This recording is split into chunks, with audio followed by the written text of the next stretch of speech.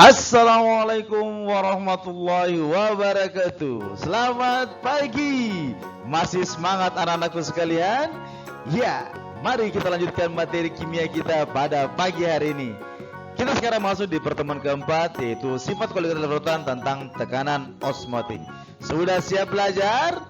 Siap dong. Lari kita lanjut. Nah, kita akan bahas apa itu tekanan osmotik.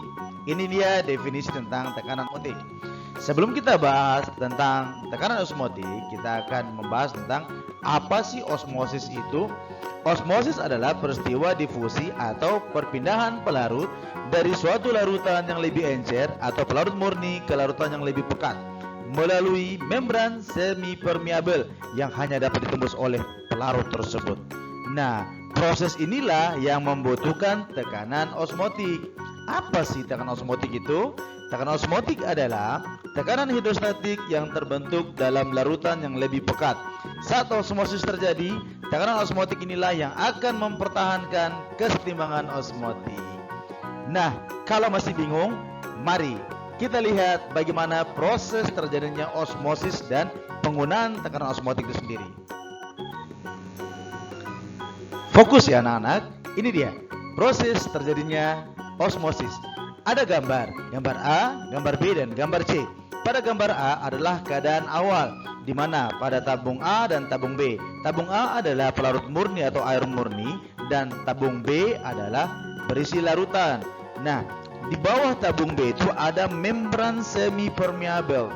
Nah, kondisi di mana tabung B yang berisi larutan mempunyai konsentrasi lebih tinggi mengakibatkan air pada tabung A akan masuk bergerak berpindah ke dalam tabung B, sehingga terbentuklah gambar B, di mana keadaan volume pada tabung A atau air murni berkurang, sementara volume pada tabung B atau kelarutan akan bertambah akibat perpindahan air yang masuk ke dalam tabung B dalam larutan melalui semi permeabel tadi.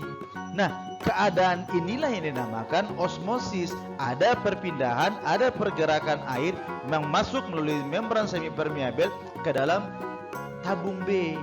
Nah, hal ini akan terjadi selama terjadinya proses osmosis.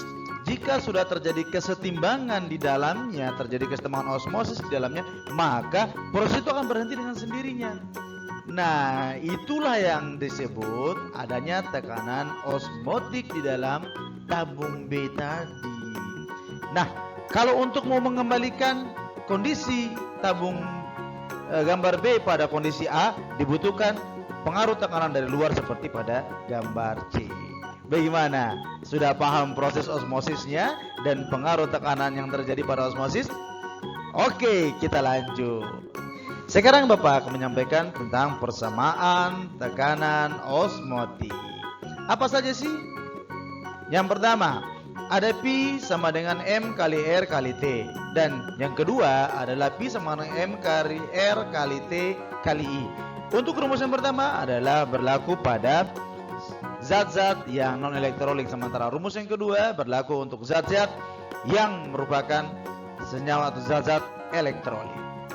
Ini dia keterangannya. Pi adalah tekanan osmotik. Kemudian M adalah konsentrasi zat terlarut. R adalah tetapan dengan nilainya 0,082 L kali ATM kali mol kali Kelvin, derajat Kelvin. Dan T adalah suhu dengan derajat Kelvin. Berikutnya I atau faktor Van Hoff. Itu adalah nilainya 1 tambah N kurang 1 dikali derajat ionisasi. Derajat ionisasi tergantung dari elektrolit kuat atau lemah. Kita lanjut pada contoh soal. Ini adalah cara mengerjakan soal untuk tekanan osmotik. Seorang pasien memerlukan larutan infus glukosa. Bila kemolaran cairan tersebut adalah 0,3 molar pada suhu tubuh 37 derajat Celcius, tentukan tekanan osmotiknya. Sudah ditentukan tetapan R-nya, cara mengerjakannya sama seperti kemarin. Tulis dulu apa yang diketahui, kemudian apa yang ditanya, lalu dijawab. Langkahnya sama. Sabar dulu. Lihat setelah M ada T, di mana suhu 30 derajat Celcius dirubah ke derajat Kelvin itu harus ditambahkan dengan 273 sehingga suhunya senilai 310 Kelvin. Tutup penyelesaian, bukan menggunakan Celcius. Paham anak-anak? Paham dong. Langkahnya sama seperti titik D dan titik buku kemarin, hanya beda-beda tipis saja. Next.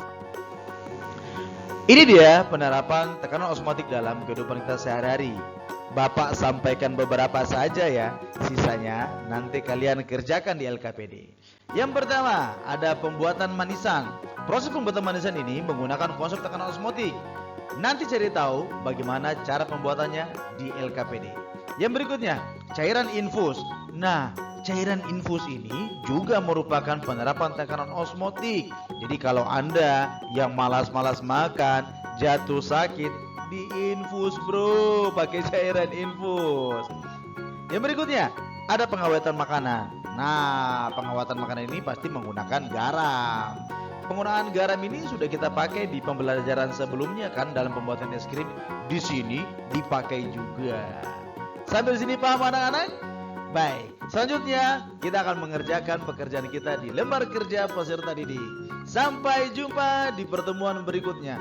Selamat pagi, salam satu chemistry.